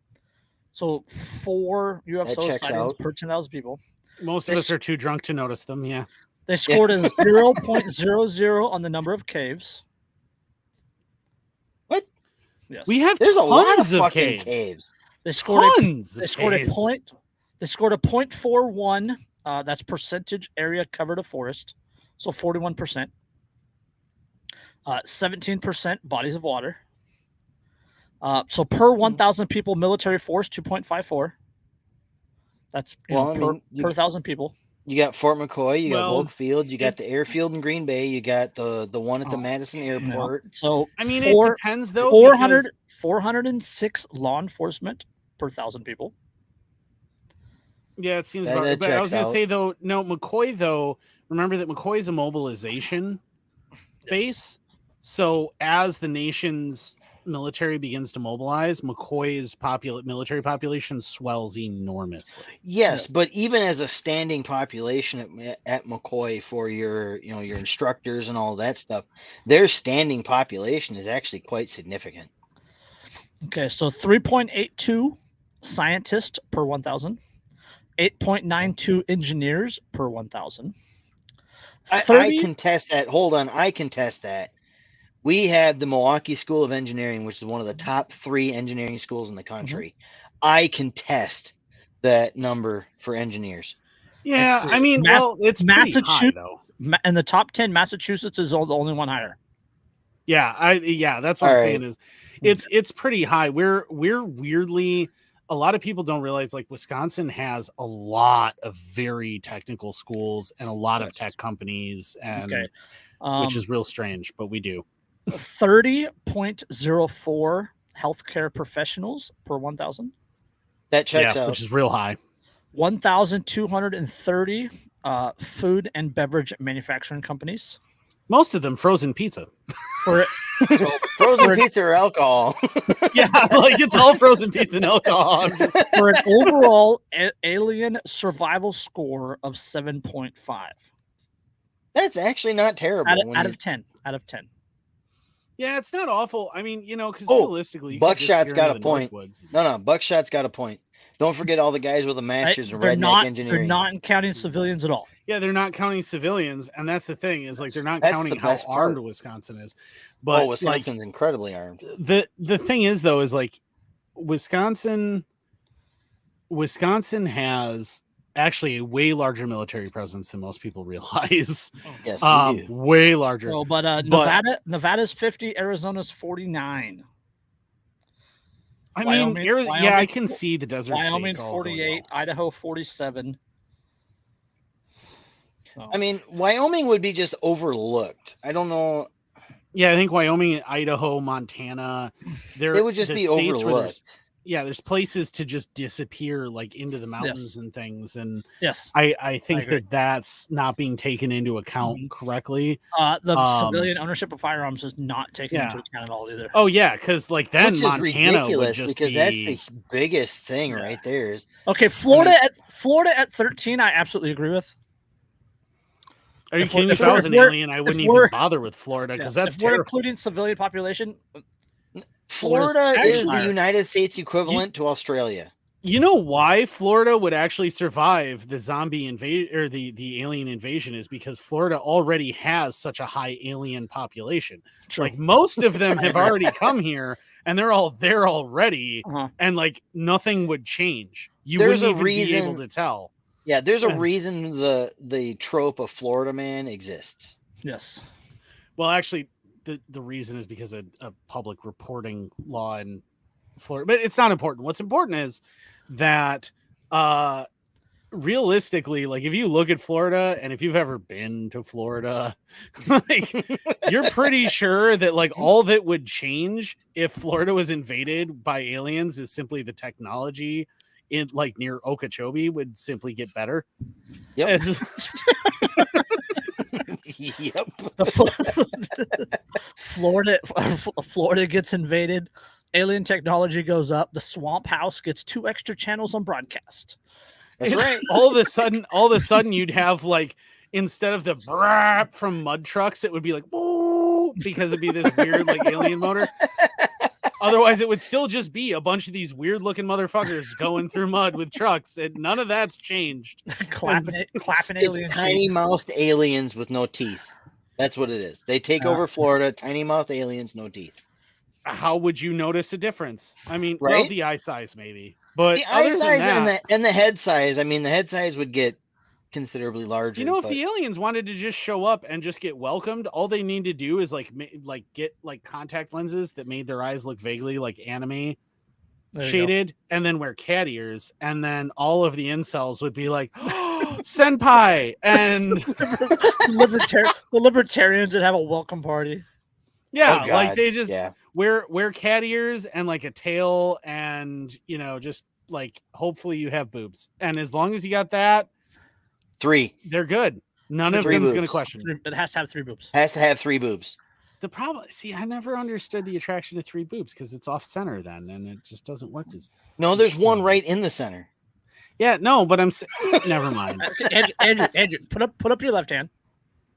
Put up your left hand. Left hand. Put up your right hand. Face. There's something for everything. No, but there's not it. Never mind. I'm just saying that it doesn't work as well for various things. That's all I'm saying. I can't get into that on the platforms that we're on, but We're on I'm Rumble. gonna say Rumble will take everything. Rumble would let me, but that's a whole different Eiffel Tower situation. I know where you're going. I know where you're going, and that's I don't know. We're gonna have to call that one like the Leaning Tower of Pisa or something, because that's a different. No. I'm not into the 3, right? Like it's I will say it's really hard to motorboat 3. You have to go back and forth, and that just seems complicated. And that just seems like unnecessarily complicated. You just gotta go 2-on-1. So you have 6, so it's like 3 pairs? No. That's where Devil's three-way. That's all right. No. And you can't do 2. I'm not in favor of crossing swords. Sorry. You can't do 2 3-boobed at the same time, because if it gets going too much, there's tangling going on. Tits in a knot. Those are well endowed aliens that you're envisioning here. It's 3 ass cheeks is when it gets complicated. I think at that point I'm just gonna stick to Juicy. I'm just play them like a xylophone. Chal says. Oh, talk about it. This is. I'm very glad that this has devolved into our usual on-brand content. We had to have one of these eventually. The meme. Call me your tits. No. Wait. I'm just saying. No, I mean, we're also assuming that like aliens are structured even remotely like human beings, and I wouldn't assume that. No, honestly, if you follow, anime. No, not anime, because I don't follow anime. But if you follow a lot of the scientific thoughts about evolution and the way life would evolve, it's not outside the realm of about 40% possibility. How do you do that? How do you do doggy if their knees are bent the other way? It's actually easier for them to lower that way, so it makes it. Well, I'm not getting into that. The thing is, I thought you were going to the was that Star Trek? Is that Star Trek 4, the opening where Kirk's in the prison and not everyone keeps their genitals in the same place? Says, I'm just glad that guy had knees. I got a flash from Men in Black. He's a Balchinian. Yeah, I'm just saying that if you really look at carbon-based life form, assuming that any alien is a carbon-based life form like we are, it would stand to reason that they would at least, in a minimal sense, resemble a roughly humanoid figure. Depending on the environment in which that's the big thing. Same environmental pressures. If you believe evolution, I think this is that we could do a whole podcast on just this subject. Absolutely. On alien poon. I think that's how to clap alien cheeks. I think is a podcast, a special episode. Well, just within the last week there was a whole big thing about the U.S. government. That's what brought up the study. Yeah. That was actually so. The guy who said the things that were said in that interview was in fact sanctioned by the American government to say the things that he said. Yes. Right. Harvard physicist Avi Loeb. Hey, Buckshot's got a point. If the knees bend the other way, it's easier to make a pretzel. No, I just want the green. Man, I just want to live out my Captain Kirk fantasies. All right, Death by Snoo Snoo. I want to live out my Futurama. Death by Snoo Snoo. Alien or Windussi. Final thing on the Alien Windussi. Alien or Windussi. I don't know. I saw that post you made the other day about Windussi where you tagged everybody in it. It's like, dude, my girlfriend's Ojibwa, so I got to go with the Windussi because that's an Ojibwa thing, and it's I'm not opposed to the more native thing. So hey, we'll see what happens. It's all about going native, bro. That's right. Okay, I'm trying to blend in. All right. Let's. That would not make you blend in at all if you were. No. That's not no Clapping no, Windusi? No, that would not make me blend in. I mean, the important thing is that you. Oh, I'm not going there. Never mind. I was No, gonna say something about do it. Do it. Nope. I'll say something about man flesh, and we're gonna leave it alone.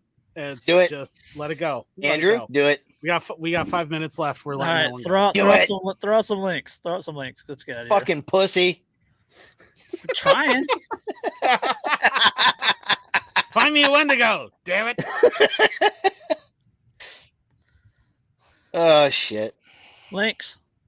If you're a caffeine addict like me, follow the link in the description down below and get yourself some fantastic coffee from Jeremy from the Quarterings Coffee Company. Coffee brand coffee. Very simple, non-political, and you support the channel. That's it. Go for it, Andrew. To the point. Wow. Okay. That was actually halfway decent ad copy. Now I feel like pressure and shit. But if you like to care for your beard like a Viking, like I do, check out thebeardstruggle.com. Use code InkedAnarchist15 when you do, and you get 15% off of your entire order, and you get to support me also when you I have the that, weirdest boner right awesome. now, Jason. Thank you. Oh God, why do we got to show Wendigos with the Wendusi? Anyway, you wanted Wendusi, you got Wendusi. Twins. Twin Wendusi. Anyway, so one devours your soul, the other one you get to rail. So your choice. I am trying to do service to our sponsors, sir. Our sponsors would hit it. Shut up. No shit. Some of them might.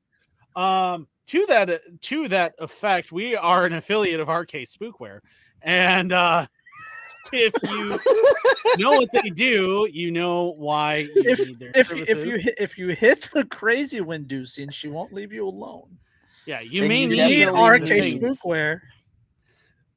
So check out the affiliate link in our link tree, and you can check them out. We went and so far off us, the rails. By ordering from them. We are also an affiliate of Lions Among Sheep. Sorry, Lions Not Sheep. Apparently, I don't even know who the hell sponsors me anymore. Buckshot Andrew offers an ooh service, complimentary. For fuck's sake. Anyway, Lions Not Sheep.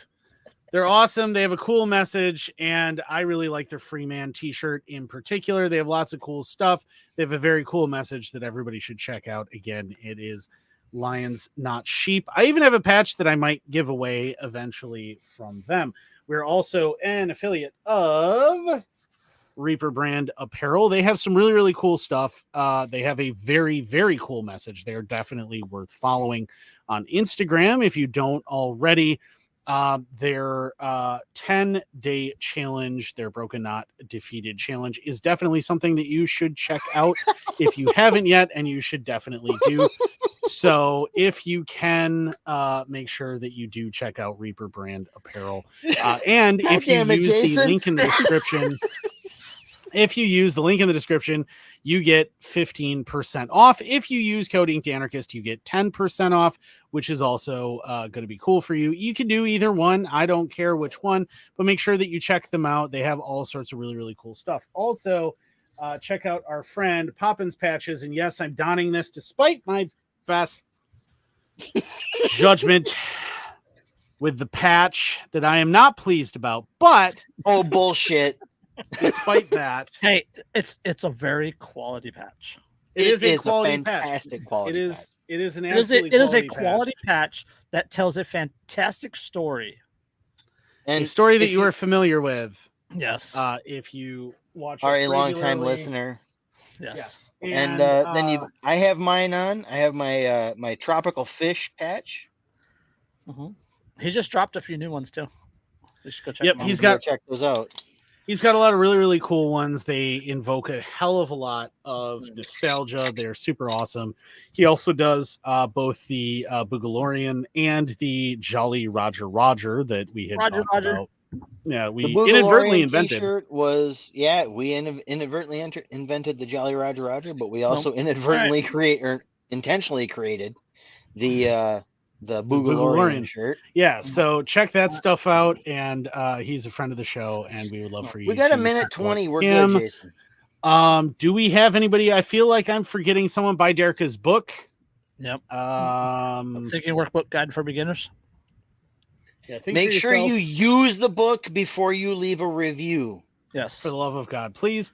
Yeah, I think we will that's mock you. probably it. If anyone else would like to sponsor us, please let us know, and I would be Yes. happy to hawk your shit in exchange for free shit. Yep. Anarchy Among Friends at proton.mail or protonmail.com, whatever it is. The Proton Mail thing. Or hit us on Twitter or Telegram or Facebook. Yep. Everything's in a link tree. I mean, just go to the link tree and you'll find all of us. So we would love to promote your stuff. Just send me free shit and I will promote your shit at the end of the show too. Yeah, all right, Chris, last word. Last word? Fuck it. Let's go. Anti-disestablishmentarianism. That's not a good last word. Anti-establishment. Anti-establishment. Defenestrate. Defenestrate is a good word. Yes. Yes, it is. All right. We'll catch you on the next one. Peace. Peace.